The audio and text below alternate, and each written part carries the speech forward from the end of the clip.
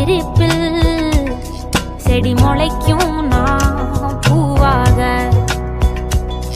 வெயில் அடிக்கும் நாள் வரைக்கும் கொடை பிடிப்பேன் தாயாக. நீ நீ சொல்லும் கதை நான் நான் கேட்கும் வர நாமாவும் மாய பறவைகளே. தென்கிழக்கு தேன் சிட்டு செம்பருத்தி பூ முட்டு செல்லம் கொஞ்சதே தாலாட்ட